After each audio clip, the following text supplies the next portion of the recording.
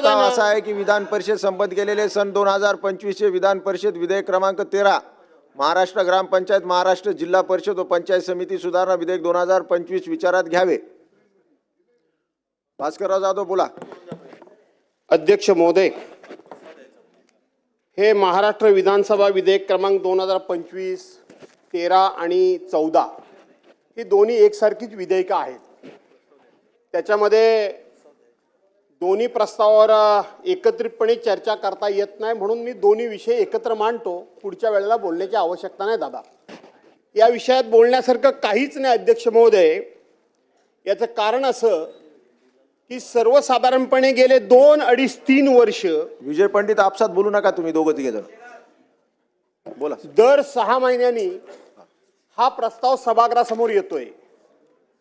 आपल्याकडं स्थानिक स्वराज्य संस्था असतील, नगरपालिका असतील, नगरपंचायती असतील, महानगरपालिका असतील, ग्रामपंचायती असतील, जिल्हा परिषद असतील, पंचायत समिती असतील, या ठिकाणी जे रिझर्व्ह कॅटेगरीमधले जे उमेदवार उभे राहतात त्या उमेदवारांना निवडून आल्यापासून 6 महिन्याच्या आतमध्ये त्यांनी त्यांचं व्हॅलिडिटी सर्टिफिकेट त्या ठिकाणी जमा केलं पाहिजे किंवा व्हॅलिडिटी सर्टिफिकेट त्या ठिकाणी दिलं पाहिजे। न पेक्षा त्यांचं निवडून आलेली निवड रद्द होते आणि ते डिस्क्वालिफाय होतात। आणि म्हणून याकरता आपण दर 6 महिन्यांनी ही मुदत आपण वाढवून देत असतो। कशा करता? तर व्हॅलिडिटी सर्टिफिकेट आपण 6 महिन्यामध्ये देऊ शकत नाही।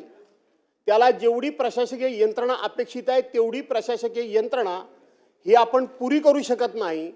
आणि म्हणून ज्याला कोणाला सर्टिफिकेट मिळण्याचा जो कोणी लाभार्थी आहे किंवा ज्याचा हक्क आहे त्याला प्रशासकीय यंत्रणेमुळे उशीर होतो, म्हणून त्याला आपण सातत्याने ही मुदत वाढवून देतो। ही मुदत दादा गेले अनेक वर्ष आपण वाढवतोय। माझा मुद्दा एवढाच आहे की गेल्या वेळेला याच सभागृहामध्ये याच मंत्रिमंडळातले सन्माननीय चंद्रशेखर बावनकुळे साहेब जे आता महसूल मंत्री आहेत, त्या महसूल मंत्र्यांनी काही अशा पद्धतीचे जे कोणी जिल्हा पातळीवरचे अधिकारी आहेत, समाज कल्याण खात्याचे अधिकारी आहेत, ते सगळे महाराष्ट्रातले अधिकारी आम्ही भरले आणि आता याच्या पुढं अशा प्रकारची व्हॅलिडिटी सर्टिफिकेट मिळण्याला कोणत्याही प्रकारचा उशीर होणार नाही या सभागृहामध्ये त्यांनी सांगितलं। आणि आम्ही सर्वांनी त्यांचं कौतुक केलं, आम्ही सर्वांनी बाकं वाजवून त्यांचं अभिनंदन केलं। आज सरकार येऊन 1 वर्ष होऊन गेलंय। 1 वर्षानंतर सुद्धा नुकत्याच झालेल्या नगरपंचायत आणि नगर परिषदांच्या ज्या निवडणुका आहेत त्या निवडणुकीकरता हाच प्रश्न उभा राहणार आहे, कारण अजून मतमोजणी झाली नाही। आणि म्हणून पुन्हा आपण अधिवेशन असल्यामुळे या सभागृहाच्या समोर गेलेलो आहोत। आणि म्हणून जी अधिकाऱ्यांची दादा नेमणूक झाली, अधिकारी नेमून गेले, मग तरी सुद्धा आपण आजच्या ह्या युगामध्ये जे कॉम्प्युटराइज युग आहे, पूर्वीसारखं सगळं हँडरायटिंगनी करण्याची गरज आहे अशातला भाग नाही। आता सगळ्या कागदपत्राची त्या ठिकाणी जशी कलेक्टर कचेरीमध्ये लँड बँक असते अशा पद्धतीच्या बँका त्या विभागाच्या तयार झालेल्या असताना सुद्धा हे अशा पद्धतीचं 6 महिन्याकरता आपल्याला विधेयक समोर आणण्याची वेळ का यावी? आणि म्हणून ही जी काही नेमणूक झाली अधिकाऱ्यांची, त्या अधिकाऱ्यांची नेमणूक होण्यापूर्वी महाराष्ट्राची अवस्था काय होती ही व्हॅलिडिटी सर्टिफिकेट मिळण्यासंदर्भात, मग कोणाला नोकरीला असेल, विद्यार्थ्यांना शाळेमध्ये प्रवेश घेण्याकरता असेल, कोणाला अशा पद्धतीने निवडणूक लढण्याकरता असेल, किंवा काही लोक हे व्हॅलिडिटी सर्टिफिकेटमध्ये त्या कास्टमधले त्या कॅटेगरीमध्ये असल्यामुळे घेऊन ठेवतात, ते असतील जे कोणी असतील ते। आपण इतका मोठा खर्च केला, एवढी मोठी अधिकाऱ्यांची नेमणूक केल्यानंतर आपल्याला रिझल्ट काय आला हे मंत्री महोदय सांगण्याची गरज आहे का? आपलं आहे ते जैसे ते आहे। बरं, ही 6 महिन्याची मुदत आपण वाढव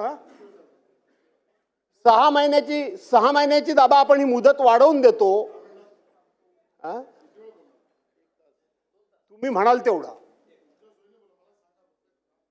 अगदी आरामात या, 2-4 मिनिटाचं काम आहे। हा काय नेहमीचाच विषय आहे, खरं सांगायला गेलं तर काय फार मोठा विषय नाहीये। आणि म्हणून आपण अशा पद्धतीचं पुन्हा विधेयक आणतो। दादा तुम्हाला मी माझा अनुभव सांगतो। आपण इथं हा कायदा पास करतो आणि खाली 6 महिन्याच्या आतमध्ये व्हॅलिडिटी सर्टिफिकेट एखाद्याने जमा केलं नाही तर त्याला मुदत वाढलेली ही माहिती असून सुद्धा काही लोक उच्चापती असतात, काही लोक तक्रारी करतात की अमक्या तमक्या उमेदवाराला निवड होऊन 6 महिने झाली आणि या 6 महिन्यामध्ये त्यांनी त्याचं व्हॅलिडिटी सर्टिफिकेट जमा केलं नाही. का केलं नाही त्यांना माहिती असतं, परंतु ह्या तक्रारी करायच्या आणि मग या तक्रारीचा निपटारा आणि निवाडा करण्याकरता ॲडिशनल कलेक्टरच्याकडे हा विषय जातो. ॲडिशनल कलेक्टरला हा अधिकार दिलेला आहे किंवा RDCकडे हा विषय जातो आणि मग RDC याच्यावर तारखा लावतो. मंत्री महोदय ऐकून ठेवा जरा. RDC तारखावर तारखा, ॲडिशनल कलेक्टर तारखावर तारखा लावतो आणि त्याला सांगतो की तू 6 महिन्याच्या आतमध्ये हे व्हॅलिडिटी सर्टिफिकेट दिलंच नाही आणि म्हणून तुला आता त्या ठिकाणी डिस्क्वालिफाय का करण्यात येऊ नये अशा प्रकारची नोटीस देतो. त्याला तिथं जावं लागतं, त्याला उत्तर देऊन चालत नाही, त्याला वकील करावा लागतो आणि त्या अधिकाऱ्याकडे सकाळ संध्याकाळ खेपा घालाव्या लागतात. माझी विनंती आहे की आज हा कायदा पास होणार आहे. हा कायदा पास होत असताना मंत्री महोदयांनी एक महाराष्ट्राला दिलासा दिला पाहिजे की हा कायदा पास झाल्यानंतर संपूर्ण सगळ्या जिल्हाधिकारी कार्यालयामध्ये समाज कल्याण अधिकाऱ्यांच्याकडं ह्या कायद्याची प्रत पाठवा आणि त्यांना स्पष्टपणे सांगा की 6 महिन्याच्या आतमध्ये कुणी तक्रार केली तर संबंधित ज्याच्या विरोधात तक्रार आहे त्यांनी पुरावे दाखल करण्यापेक्षा त्यांनी मी कसा डिस्क्वालिफाय होणार नाही, मी कसा नियमामध्ये आहे, मी कायद्याचं कसं उल्लंघन केलेलं नाही, हे सर्टिफिकेट सबमिट करण्याकरता म्हणून कशी मुदत वाढवून दिलेली आहे याचा कायदा महाराष्ट्राच्या विधानमंडळामध्ये झालेला आहे आणि त्याची प्रत ही संबंधित अधिकाऱ्याकडे असली पाहिजे. कशाकरता त्या माणसांनी खेपा घालायच्या, कशाकरता त्या माणसांनी वकील द्यायचं?